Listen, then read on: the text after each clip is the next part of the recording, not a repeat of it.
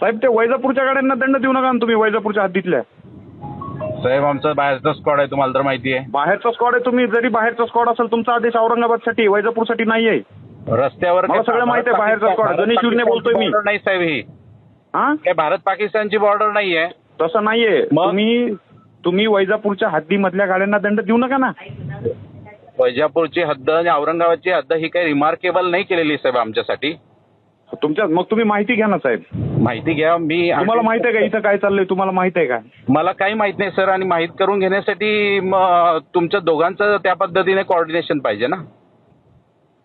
तुमचं काय नाव आहे साहेब? मी योगेश मोरे बोलतोय, आरटी इन्स्पेक्टर. कुठनं आलेलं आहे तुम्ही? मी श्रीरामपूरहून आलोय. हा, मग तुम्हाला कोऑर्डिनेशन माहित नाही तर तुम्हाला समोरचा सांगतोय, तुम्ही फोन घ्या ना तुम्ही त्यांचे. पहिल्यांदा माहिती करून घ्या, मी कोण आहे, कोणती बॅच आहे, कुठल्या, सगळी माहिती करून घ्या. बोला साहेब, विषय तुमच्या बॅचचा नाहीये. विषय काय आहे, तुम्हाला आदेश औरंगाबादचे ना साहेब. औरंगाबाद मग आम्हाला सध्या माहित आहे का घेऊन काय तुम्हाला सध्या संभाजीनगरमध्ये काय चाललंय माहिती आहे का साहेब? साहेब गाडी मालकाशी बोलून तो काही खरी माहिती देईल याचं काही गॅरंटी असते का? हो, मग तो खरी माहिती नाही देणार तर वैजापूरच्या अधिकाऱ्यांना कन्फर्म करायला पाहिजे तुम्ही. आपण मला हेच आम्हाला स्वप्न पडले का मोरे साहेब तिथं उभे आहेत म्हणून? वैजापूरची हद्द कुठून कुठे चालून गेली हेच माहिती नाही ना. आम्ही आलोच समृद्धी होऊन. नाही, तुम्हाला माहित नाही ना साहेब. जर तुम्हाला डाऊट अराईज झाला ना, तुम्ही माहिती घ्या ना. ह्या गोष्टी मला असं वाटतं हे चुकीचं होतंय, कारण हे चुकीचं तुम्ही चुकीचं करताय साहेब. ऐका ना, तुम्ही म्हणजे माहिती घेण्याची तुम्हाला पॉसिबिलिटी असताना सुद्धा ती माहिती न घेता तुम्ही कारवाई करून म्हणताय की भारत पाकिस्तान आहे का, हे चुकीचं आहे. ठीक आहे, ऐका ना, इथं कारवाई केल्यानं व्हायलेशनचा विषय नाहीये.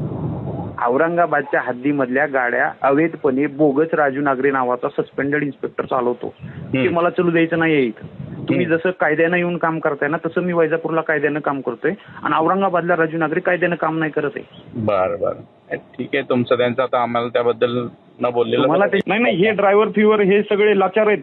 त्या राजू नगरीचे हे लाचार आहेत सगळे. तर समोरचा गाडीवाला जर सांगत असेल तर वैजापूरच्या संबंधितांना तुम्ही फोन करायला पाहिजे.